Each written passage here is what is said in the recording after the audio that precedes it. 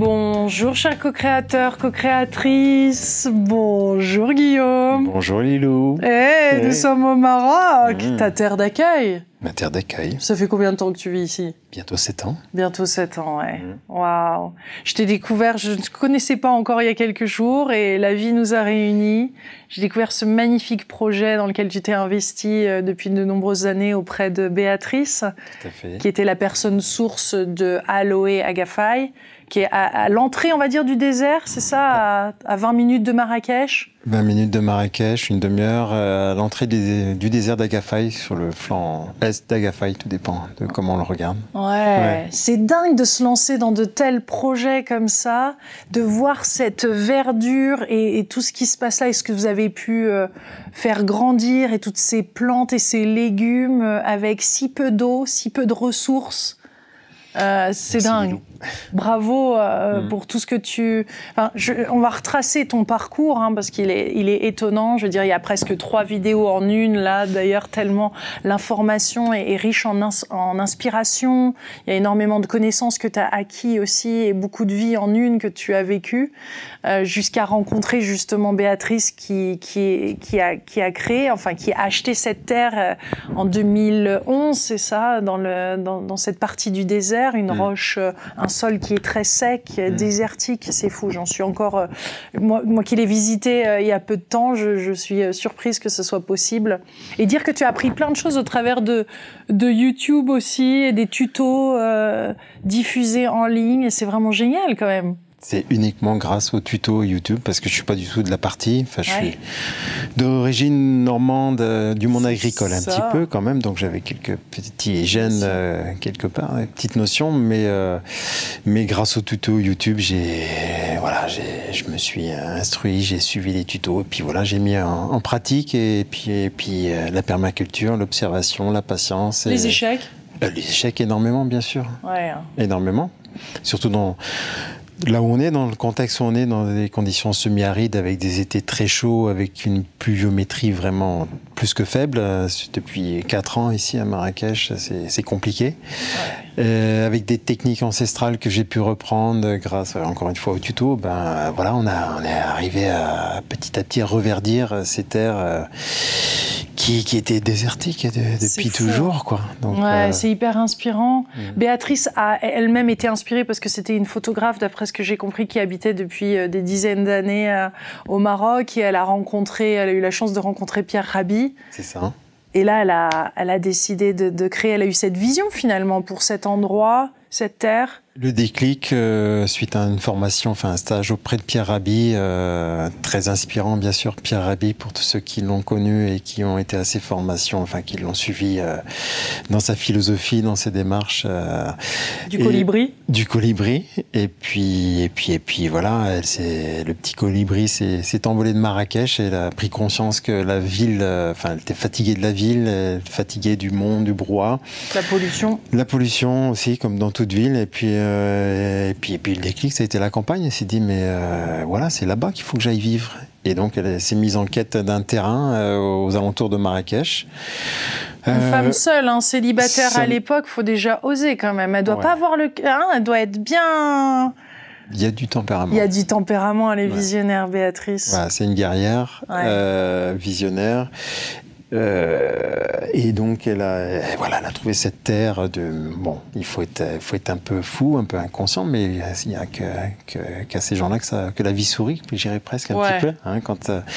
Et donc elle a acheté 3 hectares de roches, de roches calcaires où il y avait peu de vie, et donc elle a décidé d'y mettre en place un lieu, un écologe, un projet holistique, recréer un douar dans cette terre aride pour pouvoir justement amener de la vie, amener des thérapeutes, des gens comme toi, peut-être par la suite, pourquoi pas, pour venir sensibiliser à l'environnement, à l'eau, parce que l'eau, c'est une problématique dont on est plus que conscient ici. Enfin, il y a tellement de thèmes à développer. D'ailleurs, une petite parenthèse, parce que dernièrement, on a vu il y a eu le tremblement de terre qu'on a dont on a tous pris connaissance de ce tremblement de terre-là. On a eu des images très dramatiques qui ont été partagées avec nous à travers les grands médias. On se rend compte que la réalité est un petit peu différente, que ça a touché certaines parties du Maroc, pas d'autres, et que surtout, au travers de ce tremblement de terre, il y a eu d'autres choses qui se sont passées au niveau des nappes phréatiques. Est-ce que tu pourrais nous en parler brièvement avant qu'on rentre sur ton propre histoire, le vécu, comment tu as rencontré Béatrice et tout ce qui se fait en permaculture aussi et tout ton apprentissage, parce que ces nappes phréatiques, hein, ça a bougé, les plaques ont bougé pendant ce tremblement et ça a permis d'accéder à d'autres sources. Hein. Certainement, il y a des pressions de la terre qui ont fait remonter le niveau des nappes souterraines, et donc on a un puits, enfin une nappe qui est à 130 mètres, nous, là où on est, et on a gagné 15 mètres d'eau, peut-être 10-15 mètres, et donc ce qui nous permet on avait 8 mètres cubes d'eau par jour qu'on pompait parce qu'on est au solaire, tout en autonomie énergétique. Parce que vous êtes 100% autonome. Hein. 100% autonome. En eau, en énergie, puis alimentairement également. Voilà.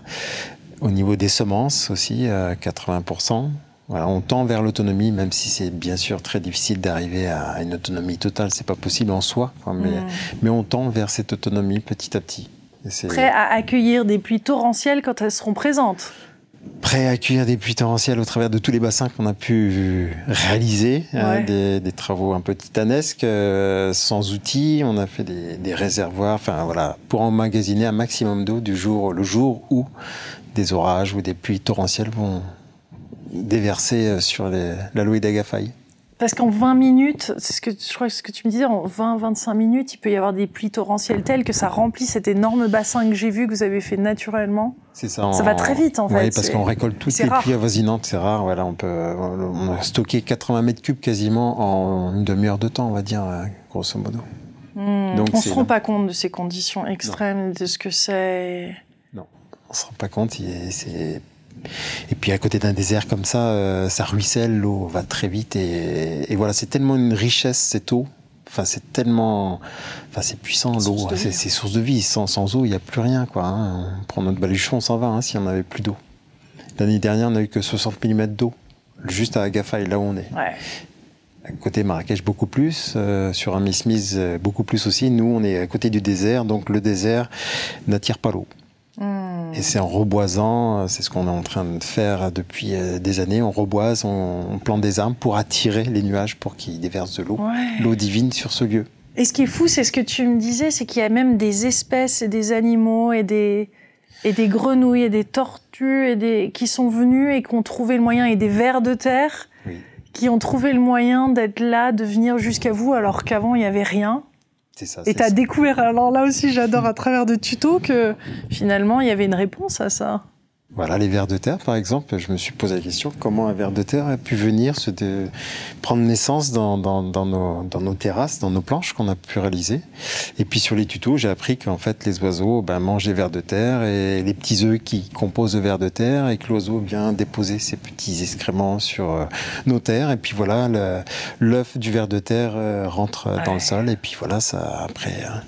il prend naissance dans nos planches, puis il se diffuse, il fait des petits et des petits, puis voilà, il y a une multitude. Enfin, la vie est magique parce qu'elle vient dès qu'on intervient, dès qu'on met un doigt. Enfin, l'homme est là pour accompagner la nature c'est ce qu'elle a à faire, mais dès qu'on vient poser une intention positive de régénérer le sol, on crée de la vie et on attire la vie. C'est ça qui est magique et qui m'émerveille au quotidien. Ouais. Donc ça te rend triste à quel point certains pompent dans ses ressources. Oui. Oui, non, et en même temps, tu dois, toi, faire ce que tu as à faire, non? Voilà, je fais ce que j'ai à faire. J'ai pas, voilà. Moi, je suis dans ma philosophie perma où j'essaye d'aggrader les sols jour après jour et d'attirer du vivant. Et donc, en effet, au départ, il n'y avait rien. Et puis, des oiseaux qui sont arrivés, une multitude d'oiseaux. On a été envahis d'oiseaux parce que pour eux, c'était un oasis au milieu d'un désert. Les criquets, les sauterelles, enfin, tout un écosystème qui se recrée dès qu'on interagit, dès qu'on vient justement nourrir cette terre et qu'on vient la composter. Enfin voilà. Le compost, l'humus, permet de recréer de la vie et nous on est juste un intervenant dans cet écosystème. Ouais. Et quand tu as des coups de blues, tu regardes ce désert aride. Voilà, dès que c'est un peu difficile, parce que c'est pas tout, enfin, surtout quand on traverse les étés, il fait très chaud, qu'on n'a pas d'eau. Ouais, ça monte à 50. Je regarde un petit peu devant ce qu'on a fait chez le voisin à côté, enfin, où tout est encore rocailleux. Je me dis, bon, on a fait du bon boulot quand même. Ouais. Ouais, on avance, ça s'agrade et ça nous remplit le cœur, quoi, de voir toute cette verdure au bord d'un désert. Ouais, et c'est beau de pouvoir le transmettre parce que c'est une chose d'acquérir des connaissances et de le voir grandir et de le voir sous ses yeux et ensuite de pouvoir retransmettre ça. Donc j'ai hâte de voir au fur et à mesure des années comment vous le transmettez à travers des formations, tu vois, des gens qui vont pouvoir venir là et qui vont pouvoir bénéficier de ces connaissances aussi parce que c'est important quand on l'a pour permettre d'apprendre en moins de temps encore, parce que finalement cette autonomie, on doit tous plus ou moins à différentes échelles, mais quand même apprendre à devenir autonome vu les conditions qui arrivent et ces incertitudes mondiales. C'est sûr. Pour moi, c'est très important, voire même vital, de tendre vers une autonomie, quel que soit son lieu d'habitat, son niveau. On peut tous tendre un tout petit peu vers l'autonomie en créant juste un petit jardin chez soi, 1 mètre carré de jardin. Déjà, on commence à tendre vers une petite autonomie. Et puis, c'est tellement passionnant et c'est un émerveillement de voir les plantes, les légumes pousser et de voir cette vie qu'on y prend tout de suite. On se passionne. Enfin, moi, je suis tombé dedans, quoi, dans la terre. Et depuis, pour moi, c'est un émerveillement, une joie de voir pousser toutes ces plantes, ces arbres, surtout qu'on vient jour après jour semer sur cette terre. Et moi, le premier, je suis émerveillé de cela parce que je ne pensais pas en arriver là avec Béatrice à reverdir cette zone, quoi. Ouais. C'est une grande richesse, vraiment, à tout niveau. Ça fait 7 ans que tu es rentré dans sa vie? Ça fait combien de temps? Ça fait 7 ans maintenant, oui. Ouais. 7 ans, donc tu es... Alors, ce qui est intéressant, c'est votre rencontre aussi, parce que tu es arrivé dans sa vie, on va dire, au bon moment. Toi-même, tu étais dans une relation avant de la rencontrer. Oui. Tu étais aux côtés de ta femme, qui a vécu un AVC et qui était alitée. C'est ça. Donc, tu étais à ses côtés pendant combien de temps? 5 ans. Enfin, plus de 20 ans ensemble, mais 5 ans dans l'handicap, un handicap profond suite à un AVC... où il s'est réveillé au bout d'un mois, un peu plus d'un mois, vraiment inerte, enfin à l'état légume, comme on dit vulgairement. Et puis là a démarré un long processus de rééducation où il a fallu tout réapprendre et ça a duré 5 ans. Et au bout de 5 ans, elle a réappris parce qu'elle a perdu tous ses sens, elle a réappris à parler, à écrire, on a fallu tout réapprendre, à manger, à déglutir, je passe les étapes, mais déglutir au départ, marcher, réapprendre tous les gestes comme un enfant qui vient au monde. Et au bout de 5 ans, elle a tout récupéré, quasiment tout, juste la parole, qui bafouillait encore un tout petit peu, mais le reste, tout est revenu d'une façon presque miraculeuse. Ça a été un combat à deux, ça a été un combat de chaque instant, mais c'était... initiatique, je l'ai vécu de cette façon, dès les premiers instants. Ah oui, tu as été au clair là-dessus que c'était... Ouais, c'était... je ne sais pas pourquoi, mais j'ai senti que c'était Bon, c'était douloureux dans les premiers temps, puis ensuite j'ai compris que c'était une richesse pour moi de traverser ça quelque part. Et puis le fait qu'elle progresse, j'ai eu la chance qu'elle progresse tous les jours.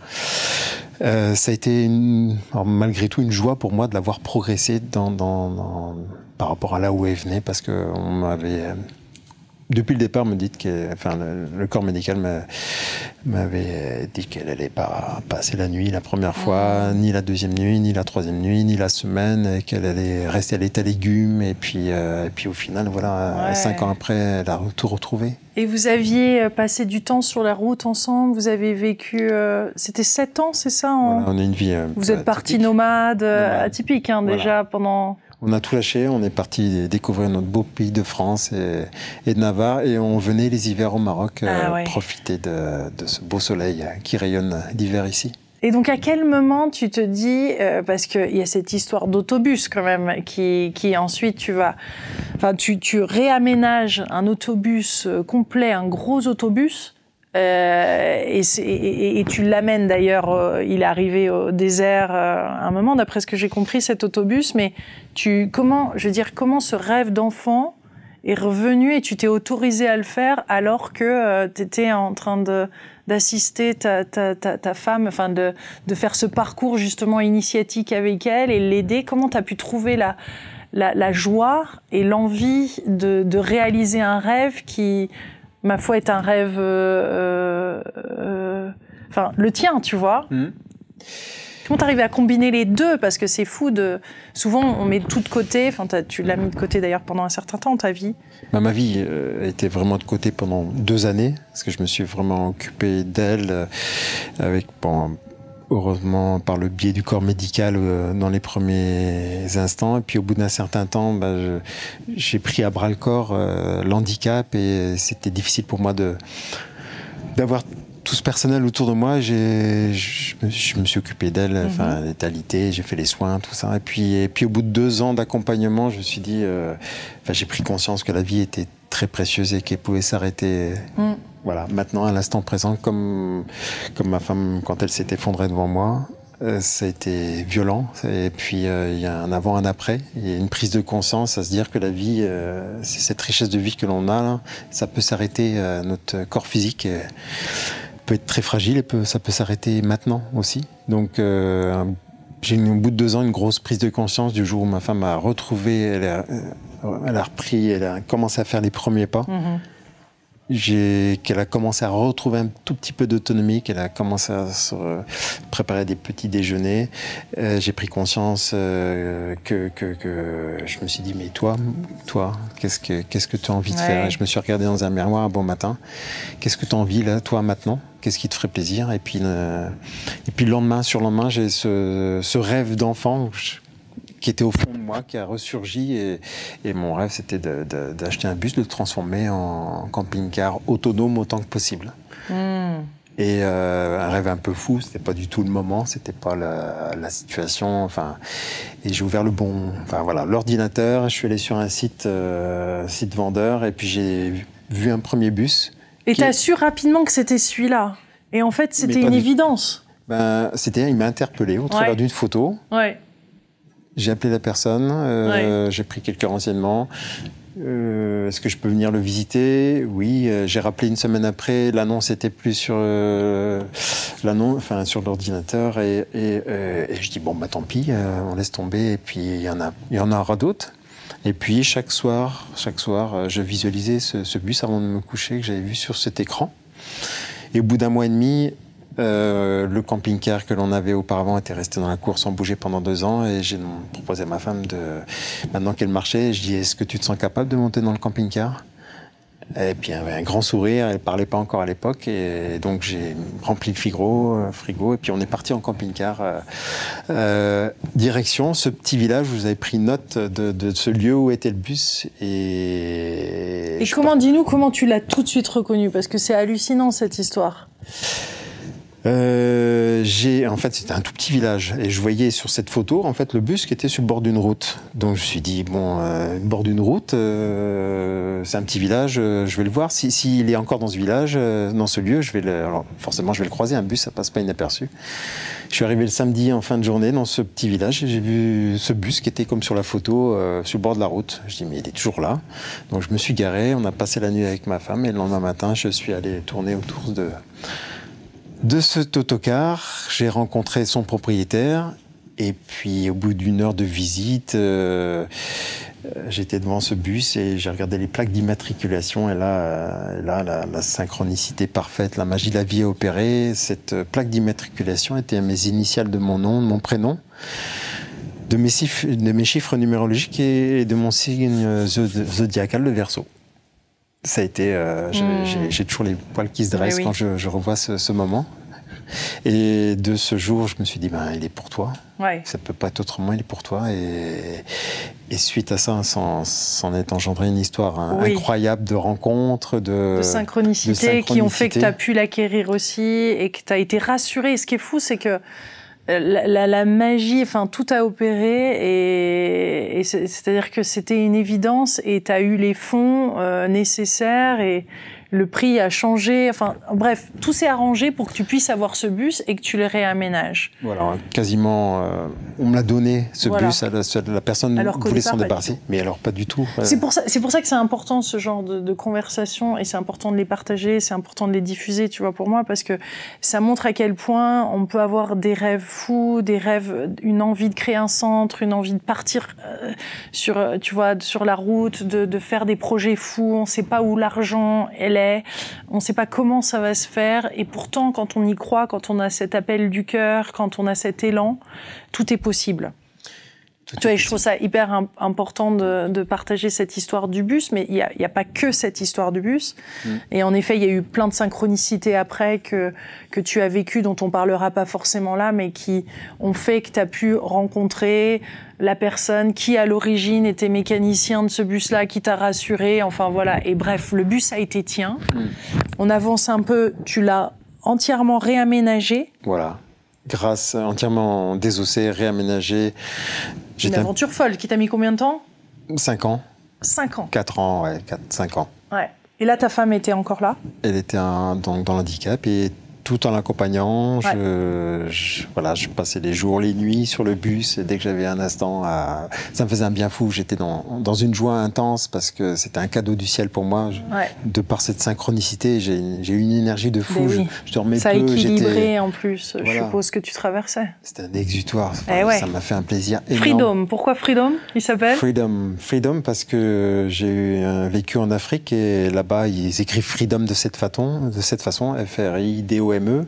Freedom parce que c'est un bus FR1, un bus Renault, un ancien bus Renault FR1, et Dome parce que le toit est bombé, donc Freedom, c'était naturel que je l'appelle de cette façon. Puis c'était la liberté en tant que bon verso, pour moi, c'est quelque chose de capital et de vital, presque. La liberté d'être et la liberté de faire ses choix. Donc ce bus, il a roulé, parce qu'à quel moment tu rencontres Béatrice alors? Je la rencontre au travers d'une amie qui nous connaissait, qui nous a remis en lien en commun. Béatrice, je l'avais rencontrée il y a 20 ans plus tôt, parce que je fais de la tarologie, et je fais, voilà. Tu tires les cartes? Je tire les Encore cartes. maintenant? Encore maintenant, Lilou. Excellent. Et voilà, par plaisir, et un peu plus, de bouche à oreille. Et on s'est retrouvés au travers de cette amie en commun qui nous a reconnectés. Elle est venue en France, elle est venue nous voir. Et tu étais encore avec ta femme? J'étais encore avec ma femme. Et il y a une connexion. Elle est repartie au Maroc, voilà, mais une connexion de par nos projets en commun. On a énormément échangé. Puis, quelques temps après, ma femme... Un peu femme jumelle, quand même, non? Quelque part, on peut le dire comme ça, Lilou. Ouais. Ouais, je pense. De toute façon, tout est juste et parfait pour moi dans mon cheminement de vie. Et quand les rencontres doivent se faire, voilà, quand on est prêt, on rencontre son âme sœur ou son âme jumelle. Voilà, les synchronicités opèrent juste au bon moment, quand pour moi, on est dans un état vibratoire et que c'est le moment. Je pense que voilà, je suis dans ce cheminement où tout est juste et parfait à chaque instant de notre vie, dans les moindres détails de l'existence, et ça devait se faire ainsi. Ma femme est partie pour le grand voyage suite à cet AVC, suite à 5 ans de rééducation, où elle a quasiment tout retrouvé, mais c'était un peu compliqué sur la fin. Elle se repliait un peu sur elle-même, la situation était un peu difficile, et puis il y avait des tensions. Enfin voilà, elle a refait un AVC qui l'a emmenée pour le grand voyage. Donc je me suis retrouvé seul, veuf, avec ce bus, et puis Béatrice au Maroc. Ce bus qui était fini? Ce bus qui était fini, pratiquement fini. Béatrice me dit, c'est la COP22, ça serait bien que tu viennes le faire voir au Maroc. Là, elle avait déjà démarré son projet. Elle avait déjà démarré, elle avait déjà construit le bâti. Et elle me dit, viens faire un tour au Maroc avec ton bus. Maintenant qu'il est quasiment prêt, c'est la COP22, c'est le moment de faire voir ce que tu as fait. Donc je suis venu, le bus, ça faisait 7 ans qu'il n'avait pas roulé, j'ai pris le bus et j'ai dit, allez Loulou, tu dois aller jusqu'au bout. Et puis le bus a fait la route jusqu'à Marrakech, et puis j'ai participé aux événements. Un bus un peu hybride, non? Un peu hybride, vous voyez, avec un système achat chaud, grâce à un ami que j'ai mis dessus. Avec un système, c'est des vieux moteurs, donc il peut rouler à l'huile de friture recyclée aussi. Voilà, avec des panneaux solaires inclinables qui permettent d'être autonomes en énergie, toilettes sèches à port, récupération d'eau de pluie par le toit. Enfin voilà, j'ai mis en place du bon sens qui me semblait évident de mettre en place dans un véhicule roulant, enfin dans une maison roulante presque. Parce qu'il fait 29 mètres carrés au sol et c'est comme dans un appartement. Ouais. Voilà. Ça t'a mis combien de temps à venir jusqu'au désert? J'ai mis 3 jours pleins. Mais tranquille, sans trop forcer. Parce que... Et là, tu retrouves Béatrice et qu'est-ce qui se passe? Et là, je retrouve Béatrice, là, ça connecte de plus en plus, son projet m'émerveille. Et puis, le coup de cœur pour le Maroc. Ouais. Pour une princesse du désert avant tout, quoi, quand même. Ouais. Tu culpabilises pas du tout, justement, que ta femme soit partie et là, tu tombes amoureux, ton amour, parce que ça a l'air d'aller vite, hein, après. Ça a été très vite, mais... Pour moi, la mort fait partie de la vie et je cheminais de ce côté-là aussi et je me culpabilisais justement de faire mon deuil très rapidement parce que je me dis c'est pas possible Et puis il y a une façon de faire un deuil, c'est pas possible autrement. Voilà, on est dans les schémas bien formatés. Et puis non, au final, j'ai accepté. Je sais qu'elle est à côté de moi, qu'elle est de l'autre côté de la barrière, juste là. Elle est dans un autre champ vibratoire. Et quand on le vit de cette façon, on vit le deuil beaucoup plus rapidement, plus facilement. Et c'était, à mon sens, même si je me suis culpabilisé, ça a été très rapide parce qu'il y avait une autre page de mon histoire de vie qui s'ouvrait et je le sentais de cette façon et j'ai accepté, j'ai accueilli et le deuil s'est fait très facilement malgré cette initiation, parce que pour moi ce que j'ai vécu avec ma femme pendant 5 ans c'était initiatique avant tout. C'était sur mon chemin, je devais le vivre. Ça m'a énormément enrichi, ça t'a ouvert à la spiritualité ou tu étais déjà spirituel? J'étais déjà spirituel, mais ça m'a renforcé. C'est devenu concret. Hein. Mais surtout, ça m'a appris la patience, la persévérance, la patience de chaque instant. Et justement d'être dans l'instant présent et de plus se projeter sur des projets, juste d'être là, être en présence, là, maintenant. Ça, par moments, tu t'es dit, mais mon karma, il est hyper dense, hyper lourd. Qu'est-ce que j'ai à vivre cette épreuve et encore celle-ci ou non? Non. T'as avancé. Voilà, j'ai avancé.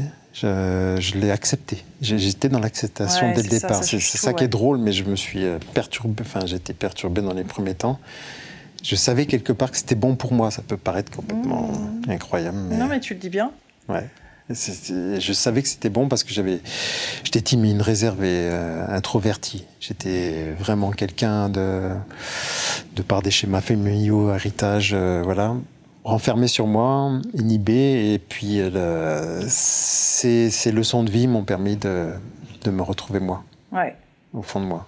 Et là, alors, quand tu retrouves Béatrice et cet amour qui grandit et qui... le bus, bref, tu finis par le mettre de côté, j'ai l'impression, assez rapidement pour t'investir dans cette terre. Tu commences à prendre ta pioche. Qu'est-ce qui se passe? Ben voilà, je me suis intéressé, qu'est-ce que c'est que tout ça, ces cailloux là, mais quelle idée de venir faire un jardin en plein désert, pourquoi, enfin voilà. Mais j'adore, allons-y. Bon, j'avais quelques notions, ma maman est très bonne jardinière, quelques notions, mais de là à faire pousser des légumes en plein désert comme ça, avec peu d'eau, surtout avec des contraintes énormes, avec peu d'humidité dans l'air, et puis ben voilà, tout de suite tuto YouTube. Damien Decazes, je le cite parce que vraiment il a une chaîne énorme sur YouTube où j'ai énormément appris parce que c'est quelqu'un qui est riche de par son expérience et finalement jardiner c'est avant tout de l'expérience et de l'observation. Donc j'ai énormément appris au travers de lui, au travers de l'expérience que j'ai pu engranger. Puis de tenter des trucs aussi et de pas y arriver. Hein. Plein d'échecs, plein de bêtises, quoi, parce que le jardin ici n'est pas du tout le même que celui de France ou d'ailleurs dans le monde. Donc il faut s'adapter d'abord aux conditions, comprendre comment le climat, comment tout fonctionne avant de commencer à cultiver finalement. Donc j'ai fait plein d'erreurs, j'ai été entre guillemets trop vite, mais c'est bon de faire des erreurs. Dans le jardin, il faut faire des erreurs pour apprendre. Parle-nous de cet épisode sur les vignes, justement. Où est-ce que tu les avais plantées, où est-ce qu'elles sont maintenant? C'est intéressant, ce petit exemple. Au milieu du jardin. Bah oui. Parce que je dis, bon, la vigne, ça va pousser, ça va ombrager le jardin l'été, 45-50 degrés, oui, c'est donc parfait. tu veux les mettre au-dessus pour protéger des chaleurs et du soleil, c'est ça? Pour protéger les autres plantes en dessous? Voilà, faire un voile naturel. Et puis, mesdames les vignes, quand on leur facilite trop la vie, elles s'étendent. Et puis, les petites radicelles vont dans les planches. Et finalement, la vigne, au lieu de... Saccage. Au lieu de s'enraciner, les parties s'étendent sur les côtés, là où il y avait de l'eau, ou plus simple. Et donc, au final, j'étais obligé de déraciner, d'emmener ces vignes ailleurs, de les replanter ailleurs. Et là, maintenant, elles vont beaucoup mieux. Elles sont près de ces merveilleuses cabanes construites par Béatrice à l'origine pour ses enfants, c'est ça? Qui sont des écologes maintenant, hein, on peut dire. Oui, comme des écologes, construites pour Lina, sa petite fille, au départ, pour accueillir ses copains-copines les week-ends. Au tout début du projet, c'était ces cabanes qui ont pris place. Et puis, je lui dis à Béatrice, ça serait chouette de les aménager, pourquoi pas y mettre des sanitaires naturels et les créer en écologe, voilà. Et puis c'est réalisé et maintenant on est prêt à accueillir des gens pour transmettre notre expérience ici dans ce désert d'Agafay. Belle expérience parce que c'est unique un petit peu. De venir là, de visiter cet endroit, je peux que le conseiller parce que juste de le voir de ses yeux en fait est en soi une révélation. Merci Lilou. Parce que tu te dis c'est possible, donc après tu le transposes à ta vie, à d'autres projets même. Tu te dis mais c'est dingue, finalement tout est réalisable, rien n'est impossible. Enfin tu vois, ça te met une claque quand même de voir ça. Ça me met une claque, c'est riche, tout est possible, nos limites, tout est possible dans la vie finalement, même de faire pousser des plantes au milieu de nulle part. Donc moi, ce qui m'inspire justement, c'est de transmettre toute cette expérience et ça me tient à cœur de faire partager, de voir naître d'autres projets comme les nôtres. Donc si des gens sentent l'appel, sentent l'appel, voilà. Venez, quoi. Venez, tout est possible. On peut reverdir cette terre. Moi, c'est le rêve que j'ai par la suite. Et d'être autonome. Et d'être autonome, de tendre vers l'autonomie et de voir reverdir des déserts. Avant des déserts, mais il y a tellement de terre qui peut être à nouveau aggradée un peu partout dans le monde parce que malheureusement... sans l'industrie agroalimentaire a quand même détruit les sols, faut dire ce qui est. Quand on regarde des sols un peu partout, malheureusement, si on met plus d'engrais phosphatés, il n'y a plus grand-chose qui pousse, quoi. Enfin, les rendements seraient énormément diminués. Donc, pour moi, le but, comme le disait si bien Sadhguru, c'est la terre, l'humus, ça va être la grande richesse de demain, c'est d'aggrader les sols, de nourrir à nouveau notre terre qu'on a énormément abîmée toutes ces dernières décennies. Ça, c'est mon faire. C'est mon souhait le plus profond et mon rêve, c'est de voir des terres se reverdir un peu partout, surtout dans des déserts. Et donc après, quand ce projet-là, vous avez... parce que le bus, il n'est pas juste... là, en ce moment, il est au sec, on va dire, bien protégé, à l'abri, mais... Votre, on va dire, autre rêve avec Béatrice, et ensuite, au-delà d'accueillir des gens et d'avoir quelqu'un qui prenne soin de ce lieu à un moment, de ce Aloe Agafay, de ce lieu, c'est aussi vous après de continuer de voyager, de transmettre et de reprendre ce bus et de... Alors, c'est de reprendre... Je suis nomade dans l'âme avant tout. Ça, une fois qu'on a goûté au chemin de la vie sur les routes de France, d'ailleurs du monde, c'est difficile de quitter ce nomadisme. Et notre but, notre souhait, et ça va se réaliser, il n'y a aucune raison, c'est de trouver des personnes qui sont dans le même esprit, dans la même philosophie que nous, qui pourront prendre le relais pour que nous puissions partir sur les routes du monde, de France dans un premier temps, parce que nous avons un très beau pays, et d'aller surtout sur les écolieux, sur les écologes, et transmettre notre expérience aussi, et de communiquer au travers de nos échecs, surtout, pour faire gagner du temps à tout le monde, quoi. C'est le but initial, c'est d'aller droit au but, et je pense qu'on a acquis énormément d'expérience, qu'on peut faire gagner beaucoup de temps à beaucoup de personnes au travers de ce vécu de vie. Bravo Guillaume. Dans ce lieu. Et je voudrais faire un gros coucou et bisous et un hommage à Béatrice, qui n'est pas là aujourd'hui et qui prend soin en ce jour d'ailleurs. Au jour où on enregistre cette vidéo, dis-nous où elle est. Elle est en Bourgogne, dans sa terre natale de Bourgogne, où sa maman est partie pour le grand voyage et elle est en train de l'accompagner pour le grand voyage avec sa fille Lina. Donc, et c'est aujourd'hui que ça se passe. Ouais. Comme quoi. Comme quoi tout est juste aussi quelque part, des fois on ne sait pas, enfin il y a une réciprocité dans les synchronicités. Et on l'embrasse très fort et bravo Béatrice pour tout ce que tu as initié, créé et que cette rencontre puisse se faire et qu'on puisse le partager et que ça aille, et que ce projet soit encore plus grand que toi parce que c'est pas toujours facile quand on a créé on a eu cette vision d'ensuite de pouvoir la laisser fleurir et qu'elle prenne vie par elle-même, tu vois. C'est des étapes, tout ça, de création et de libération pour ensuite re-rentrer dans le cycle de vie et soi-même après revéhiculer autre chose. Donc, ce projet ne nous appartient pas. Le but, c'est de le transmettre. C'est notre souhait le plus intime. C'est de transmettre tout notre vécu parce que la Terre a besoin de projets comme les nôtres, je pense. Merci de l'avoir fait. On peut vous suivre sur Instagram, sur les réseaux, sur YouTube, parce que tu vas nous faire de merveilleux tutos et vidéos aussi de là-bas et les formations, etc. Donc vous pourrez facilement retrouver ces informations sous cette vidéo.